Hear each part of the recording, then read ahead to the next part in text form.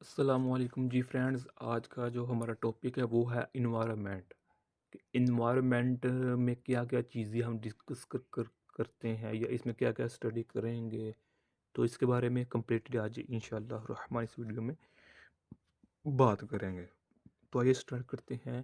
बिस्मिल्लाहिर्रहमानिर्रहीम। सल्लल्लाहु अला मुहम्मद सल्लल्लाहु अलैहि व आलिहि वसल्लम। पहला पॉइंट है, ये देखें, जैसा कि आपको इन्वायरमेंट, ये बहुत ही मशहूर मारूफ लफ्ज़ है इन्वायरमेंट, यानी कि माहौल। ये क्या है, इसको देखते हैं। The word environment has been derived from the French word environner environner which means to surround which means to surround. यानी कि जो लफ्ज़ इन्वायरमेंट है ना, ये एक फ्रेंच लफ्ज़ है जो कि इन्वायरोनर है। इन्वायरोनर इससे मखूज किया गया, इससे निकला है। अब इन्वायरोनर के मतलब है सराउंड। सराउंड मीन यानी कि इर्द गिर्द, आस पास वाला जो भी किसी किस्म का एस्पेक्ट्स होते हैं उसको हम सराउंड कहते हैं। ओके। मिसाल के तौर पर हम इस सोसाइटी में रह रहे हैं एज आ ह्यूमन बीइंग, इंसान। तो हमारे इर्द ज़ाहिर बात है कुछ कुछ बिल्डिंग्स भी होंगी, कुछ मकानात होंगे, दुकानें होंगी, शॉपिंग मॉल्स होंगे। तो उसके अलावा जानदार होंगे या जानवर होंगे, पौधे होंगे। यानी कि ये क्या चीज़ें हमारी सराउंडिंग में आती हैं, ये हमारा सराउंड कहलाता है, यानी इन्वायरमेंट कहलाता है। ओके। इन्वायरमेंट, नेक्स्ट पॉइंट है, environment includes water, air and land and their relationship with human being. वही बात, यानी कि जो इन्वायरमेंट में ना, पानी भी शामिल है, वाटर, एयर जो हमारा फ़ज़ा है हमारी, एंड लैंड और ज़मीन जिस पर हम रह रहे हैं, and their relationship with human beings, यानी कि इंसान, पानी का इंसानों के साथ, हवा का, फ़ज़ा का, एयर का इंसानों के साथ, और ज़मीन का इंसानों के साथ ताल्लुकात को भी हम इन्वायरमेंट में गिनते हैं कि ये भी इन्वायरमेंट का एक हिस्सा है। वाकई यही बात है कि पानी, हवा, ज़मीन और इन तीनों का आपस में रिलेशनशिप, और इन तीनों का इंसानों के साथ रिलेशनशिप को हम इन्वायरमेंट ही कहते हैं। ओके। नेक्स्ट पॉइंट है, this services of environment are used by production and household sector in economy. यानी कि जो इन्वायरमेंट में चीज़ें हैं, मिसाल के तौर पर ये हमारे पास वाटर है, एयर है, और हमारे पास जो है ये ज़मीन है, लैंड है। इसके अलावा जो जानवर होते हैं, इन चीज़ों को हम क्या करते हैं, अपने ज़रूरियात के मुताबिक इस्तेमाल करते रहते हैं किसी प्रोडक्शन को तैयार करने के लिए। और इसको हम हाउस होल्ड सेक्टर, यानी कि हम इस घरों, इन चीज़ों को हम घरों में भी इस्तेमाल कर सकते हैं। ये आगे हम डिटेल देखेंगे। ओके। आगे देखें कि कंपोनेंट्स ऑफ इन्वायरमेंट के कंपोनेंट्स क्या है, इसके अज्जा क्या है। अगरचे हमने पहले डिफाइन कर चुके हैं इसको कि क्या है, लेकिन फिर भी एक बाकायदा तौर पर इधर लिखा गया है। कंपोनेंट्स ऑफ इन्वायरमेंट, लिथोस्फीयर है, एटमॉस्फेयर है, हाइड्रोस्फीयर है, एंड क्रियोस्फीयर है। अब लिथोस्फीयर में क्या आता है, इसमें वाटर आता है, पानी, दरियाओं का, समुद्रों का, रिवर्स या सी का। वो एटमॉस्फेयर इर्द गिर्द वाली चीज़ें, यानी कि सोसाइटी में इर्द गिर्द वाली चीज़ें, जो इंसानों के इर्द गिर्द अराउंडिंग जो चीज़ें होती हैं, इसको हम एटमॉस्फेयर, यानी कि एक सोसाइटी में होने वाली तमाम एक्टिविटीज़ को, चाहे वो जानदार है, बेजानदार है, उसको हम एटमॉस्फेयर का नाम देंगे। और हाइड्रोस्फीयर किसे कहते हैं, कि जो ज़मीन पर, खुश्की पर, जैसा कि हम इंसान है खुश्की पर रह रहे हैं। एंड क्रियोस्फीयर यानी कि जो बर्फबारी होती है, स्नो, आइस एंड स्नो, इन इलाकों को, इन चीज़ों को हम क्रियोस्फीयर का नाम देते हैं। यानी कि ये चारों चीज़ें इन्वायरमेंट का हिस्सा है। ये चारों चीज़ें मिल जाएं तो वहाँ एक इन्वायरमेंट बन जाता है। ओके। नेक्स्ट है environmental pollution as economic problem. Environmental pollution as economic problem. अब इकोनॉमिक पहले पता होना चाहिए कि इकोनॉमिक है क्या। इकोनॉमिक को हम दूसरे अल्फाज में ट्रेड कह सकते हैं, यानी कि तजारत। मिसाल के तौर पर एक सोसाइटी ए है, उस सोसाइटी में एक चीज़ें वहाँ फिर मकदार में बन रही हैं। मिसाल के तौर पर सोसाइटी है, उसमें क्या नाम लेते हैं, गंदम। जो गंदम है वो ज़्यादा मकदार में पैदावार उसकी की जाती है, जबकि जो सोसाइटी बी है उसमें गंदम की पैदावार इतनी नहीं है। तो सोसाइटी ए सोसाइटी बी को जो गंदम होगी ना, राइस होंगे, फसलें होंगी, वो एक्सपोर्ट कर देंगी। तो एक सोसाइटी का दूसरी सोसाइटी के साथ, एक मुल्क का दूसरे मुल्क के साथ, एक शहर का दूसरे शहर के साथ जो रिलेशनशिप होता है उसको हम इकोनॉमिक कह सकते हैं। इसके हवाले से, ट्रेडिंग तजारत के हवाले से।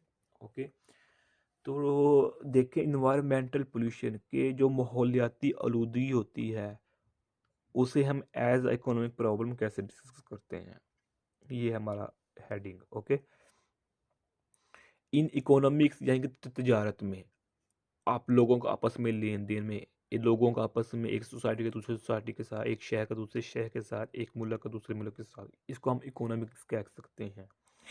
In economics pollution is termed के इकोनॉमिक्स में जो हम पोल्यूशन का तस्वर करते हैं, आलूदगी का, वो क्या है कि as any loss of human well being arising from physical environmental changes. यानी कि जो हम तजारत कर रहे हैं, एक दूसरे के साथ इकोनॉमिक्स का राब्ता कायम कर रहे हैं, उसमें कोई लॉज हो जाए, किस वजह से, फिजिकल इन्वायरमेंटल चेंजेस, यानी कि माहौल में कोई फिजिकल चेंज की वजह से अगर कोई इकोनॉमिक पर बुरा असर पड़ रहा है तो हम इसे environmental pollution as economic problem discuss करते हैं, जो कि हेडिंग है। हेडिंग यही है ना कि environmental pollution as a economic problem. वो यही है कि माहौल में कुछ इंसानों के बिहेवियर की वजह से, इंसानों के किरदारों की वजह से, या किसी और इन्वायरमेंट के एस्पेक्ट्स की वजह से, माहौल की किसी एक पहलू की वजह से अगर इकोनॉमी के पर बुरा असर पड़ रहा है, यानी कि उसको नेगेटिव एडवांटेजेस उस पर मिल रहे हैं लोगों के असर की वजह से, तो उसको हम इन्वायरमेंटल पोल्यूशन ऐसा इकोनॉमिक प्रॉब्लम डिस्कस करते हैं। ओके, तो नेक्स्ट है नेचुरल रिसोर्सेज के एक माहौल में, एक इन्वायरमेंट में जो नेचुरल रिसोर्सेज हैं, कुदरती ज़राए, वो क्या होते हैं। Natural resources are natural assets, मतलब raw materials occurring in nature that can be used for economic production and consumption। यानी कि जो कुदरती वसाइल होते हैं जो कि हमें अल्लाह पाक की तरफ से कुदरती तौर पर हमें ज़मीन को, एक इन्वायरमेंट को मिले होते हैं, उनको हम नेचुरल रिसोर्सेज कहते हैं। ये तो हमें पता लग गया। यानी कि जो कुदरती वसाइल जो कि एक नेचर में बसे होते हैं, that can be use for economic, यानी कि उसको हम अपनी ज़रूरियात के मुताबिक इस्तेमाल करते रहते हैं, प्रोडक्शन के लिए और कंजप्शन के लिए।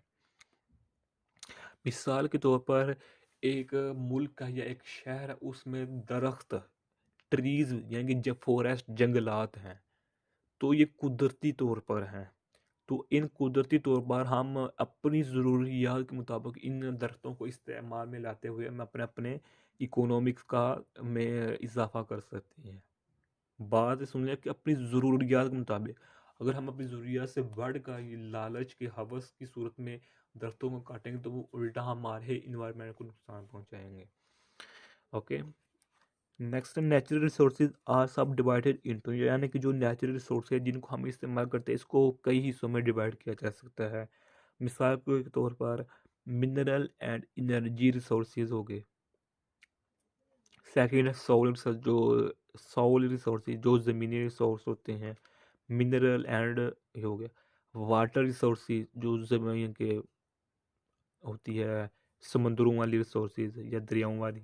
और बायोलॉजिकल रिसोर्सेज, जो इंसानों और जानवरों की जो रिसोर्सेज होते हैं। यानी कि इन चारों रिसोर्सेज को हम एडअप करेंगे तो हमारे पास नेचुरल रिसोर्सेज बन जाते हैं।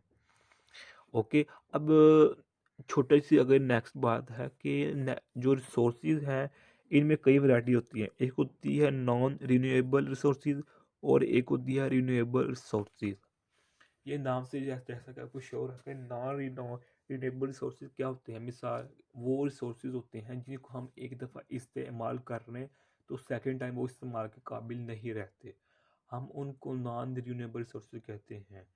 और सेकंड टाइप है रीन्यूएबल रिसोर्सेज। ये वो रिसोर्सेज होते हैं, ये वो ज़राए होते हैं जिनको हम बार बार पहली दफ़ा इस्तेमाल करेंगे, फिर दोबारा इस्तेमाल कर सकते हैं, फिर तीसरी टाइम कुछ उसमें यानी कि तब्दीली रूनमा करके फिर इस्तेमाल कर सकते हैं। मिसाल के तौर पर नॉन रिन्यूएबल रिसोर्सेज में जिस तरह दरख्त होते हैं, अगर एक दफ़ा दरख्त को काट दिया जाता है तो जो कटा हुआ हिस्सा होता है हम उसको एक दफ़ा इस्तेमाल में ला सकते हैं किसी भी सूरत में।